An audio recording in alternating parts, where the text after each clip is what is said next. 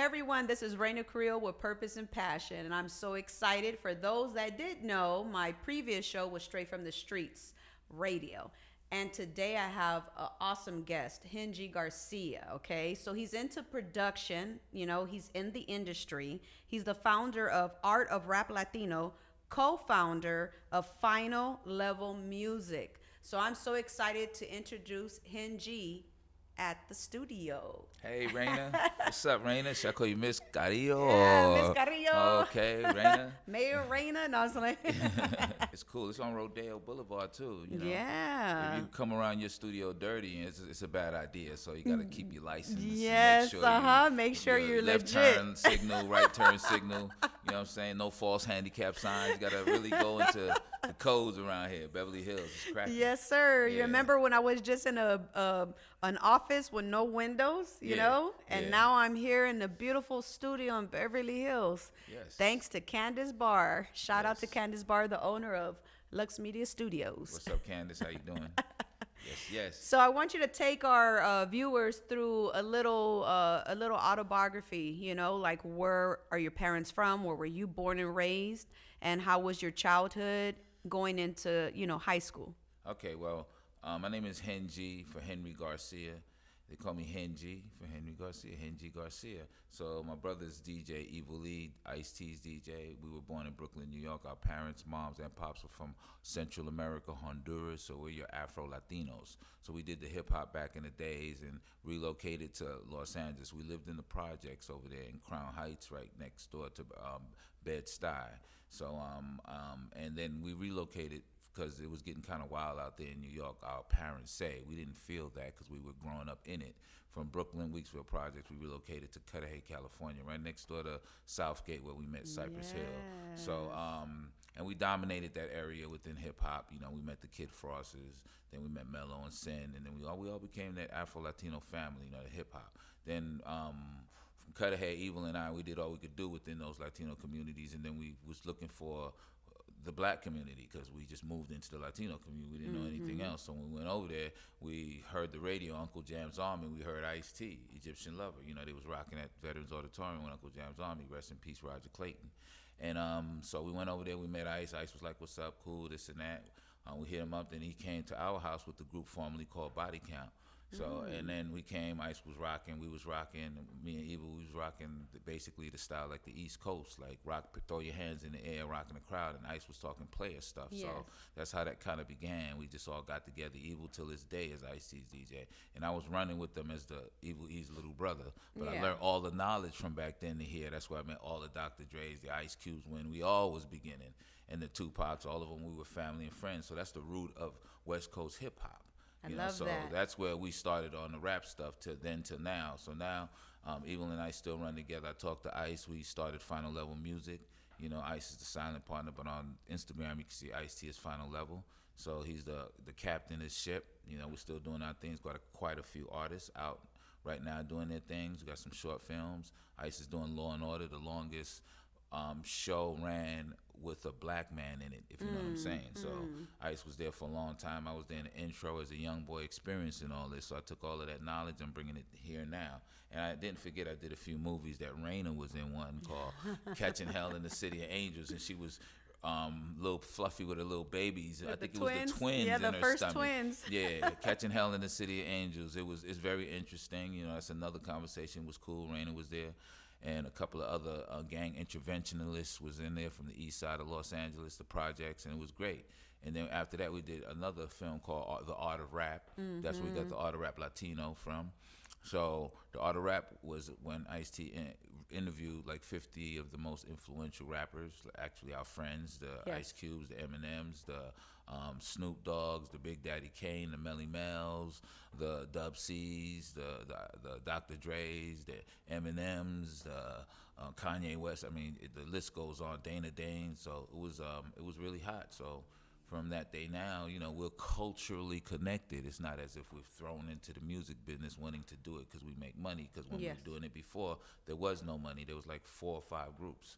So now it's a culture for us. So I'm doing everything under the sun when it comes to hip hop. In a sense, when you was asking me what I was doing, and I'm focusing on the Latino side right now because upon our upbringings, my brother Evil Lee and I forgot to mention the Rhyme Syndicate. Ice-T, myself, and my brother Evil Lee and I, we kind of formed the Rhyme Syndicate. Okay. We had a lot of cats underneath the Rhyme Syndicate. You know, so many names. We had Cypress Hill when Muggs, before he was Cypress Hill, he had a group called 783. Wow. We had Everlast before he was called the House of Pain, when he did Jump Around.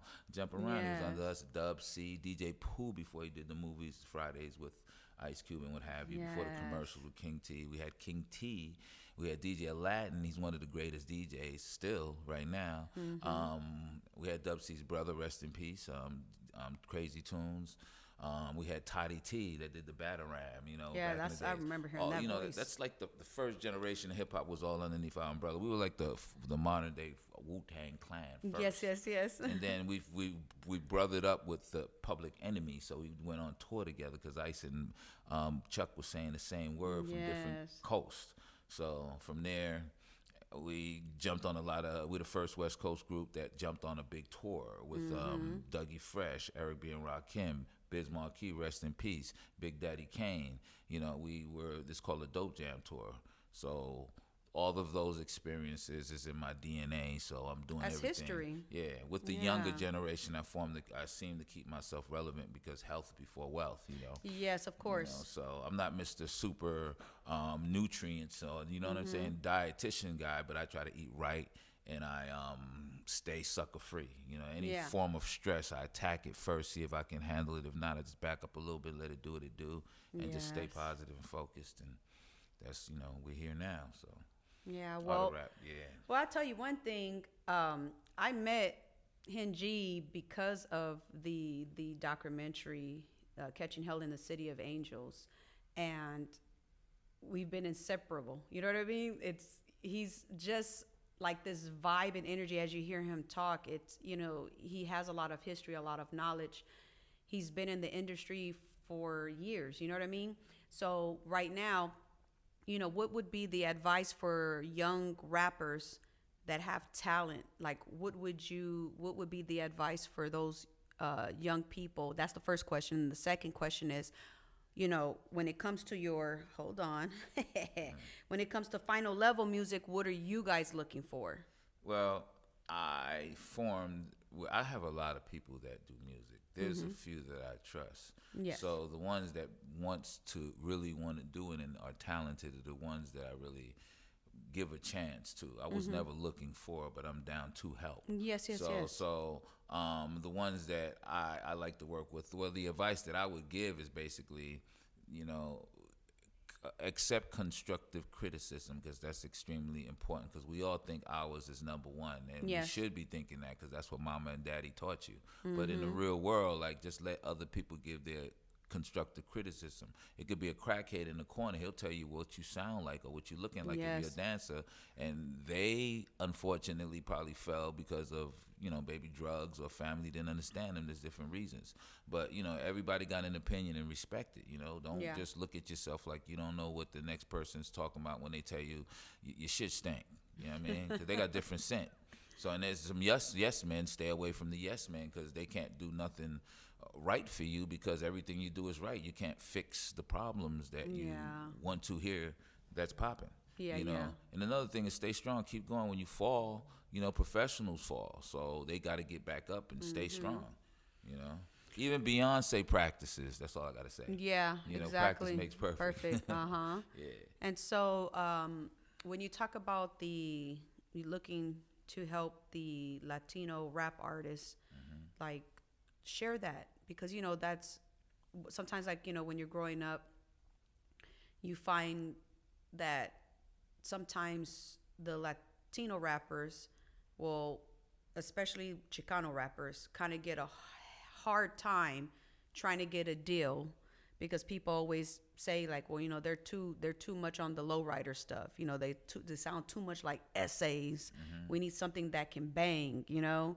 And I remember growing up, Psycho Realm was one of the Latino rap group that I admired, because they had that little that cholo swag, but then they was more Americanized, kind of like didn't sound too bars. cholo. Jack and Duke had bars. Man, You know, yes. they're the seed. They're one of the leaves off of the Cypress Hill umbrella. Yes. The Cypress Hill tree. Yeah. You know, they are those guys. They got bars. Yes. And it's basically, you just explain it like it's a different culture, the Latino culture. I have lieutenants on different sides of stuff, so I can be diplomatically correct, politically correct as it is. So on the Chicano movement, I have a rapper named Namek, and he's Americanized, so he won't be looked at like that full-fledged Mexican on the other side, back home. But he holds his self up, and he has bars, and he hangs out with the brown and the black, and so he's penetrating the middle of the West Coast. Battle Cat did 3 songs for him. His name is Namek, and Baby Nate Dogg is on it. So we just putting it all together for it to make sense. Yes. Because it's really, you got to be really cautious when you go through cultures. You know what I mean? Yeah, Stuff of course, like of that. course. It's like the streets, different areas. Yeah. So I'm very aware. Tony G did La Raza and Mentirosa and a lot of other records, and he worked with Tony Gonzalez. Tony G. Gonzalez. He's Cuban. Okay. If you know about him, don't know about him, look him up. DJ Tony G. He's one of the mix masters. Okay. He's the one that introduced me to Greg Mack when I became a mix master on K-Day back in the days. I forgot to mention that. So Tony G was holding down the area, and he and I hooked up. But Tony is a genius. So Tony and I were speaking because I'm putting together this, Latino side of this hip hop stuff. And he said, I'm basically one that was there from the beginning, so I understand and respect all lines. Yes. There's a lot of cats don't understand. I'm not going to rap and say anything on the Chicano side because that's not me. Yes. So I had to always stay in the middle since I came from New York here. Yeah. I'm not blue nor red nor black, the brown, whatever other colors. I'm all in one. So and I showed that within my energy and the way that Eva Lee and I've been here since back in the days. We've respected all lines, and we were real cats from back then and started hip hop. You know what I'm saying? We started hip hopping. So who was the first Latino rapper? In general, I mean, the first one I met personally was Kid Frost, but the first Spanish one I know of is El General, when he was doing Boom Boom Mami Mami Mami. And back in the days, if you're gonna, they say Rico C as well, but if you want to go deep in the culture, it's just out of a lot of people's reach right now. Yeah. Because that's something I've always thought about, because I know when I was growing up, I was like, I remember, Mellow Man Ace. You know what I mean? You talking about West Coast here, out here? Like West Coast, East Coast, like the first, Latino artists, you know? So that's what I wanted to know, because I'm just like who had it? Like who had it first? First was basically Mello and Frost. Out here first, they basically, and then in the East Coast, the Puerto Ricans was rapping back in the days, in Wild Style. If they remember the movie Wild Style, Whip and all the Fantastic Five, there was a lot of Puerto Ricans, also breakdancing too. Yeah, I remember the breakdancing thing, because it like when I think the songs the breaks, give it up, whatever, those kind of music. I remember those music. Breaks, I remember seeing the footage and just like, wow, the graffiti art in New York and the break dancing. And I do remember seeing a lot of Puerto Ricans, but didn't understand that they were Puerto Ricans, because at that time, me growing up as a kid, you had predominantly Mexicans. You know what I mean? I didn't meet my first El Salvadorian and Guatemalan until I was in junior high. You know what I mean? Yeah. And then my first Panamanian friend, he was in the 9th grade in high school. And at the time, people didn't see enough Afro-Latinos. So when he came in the class, we all thought he was black, right? And when they called his name and he said, here, we black and brown was like, look back like, what the heck? And then that's when he shared with us, like, I'm from Panama. And I'm like, oh my God, what is that? You explained me. Huh? You explained me in a nutshell. Yeah. I went to Bell High. We played basketball. Even at the Bell High, they didn't know that we spoke Spanish till we started doing this hip hop. Yes. Till we introduced them to the hip hop. But that's the life. I mean, I hear people talking shit about, trash about me, and I don't even say nothing in Spanish. Don't even bother me. You know? Yeah, I know It's what you like mean. joking around in a sense. So, Yeah. So And yeah. it's like it's so crazy, but now we're like what I think it was 1997 when we started to know about the Cubans and the Puerto Ricans, and from there it was just more culture, which was beautiful because you got to taste their food, go to festivals, meet people, learn about where they're from. And then you realize, like, wow, like we think like Latino is just one thing, but it's bigger Yeah. than that just one thing. You know what I Different mean? shades, Because yeah. when people come to Cali, they think everybody's Mexicans, and it's like, no, not everybody's Mexican. Yeah, definitely. It's crazy because I didn't meet any Mexicans in New York and the East Coast. Yeah. It's more Puerto Ricans, Dominicans, Yes. Salvador. I didn't. So when I was here, same thing that happened to you. It's the same thing Yes, that happened to me. it's a culture shock actually sometimes, you know what I mean? Because it's something different, it's something different. And then when you get to learn about them, it's not shocking or new. It's like, oh, like I got a Dominican friend, I got a Puerto Rican, a Cuban friend, and Honduran, you know what I mean? But you're like the first I say Honduras. That's how I say it. You're like my first Honduras, that I know. And then now my cousin, she's Creole, and she married a guy that's from Honduras too. Oh, that's So dope. we got our first Creole Honduran, That's which is dope. like a melting pot, right? And their daughter is very beautiful, very beautiful. And it's just like I love learning the fact that that you are Afro Latino, and you promote Latinos as well, and you speak Spanish, which could be a shock to people. You know what I mean?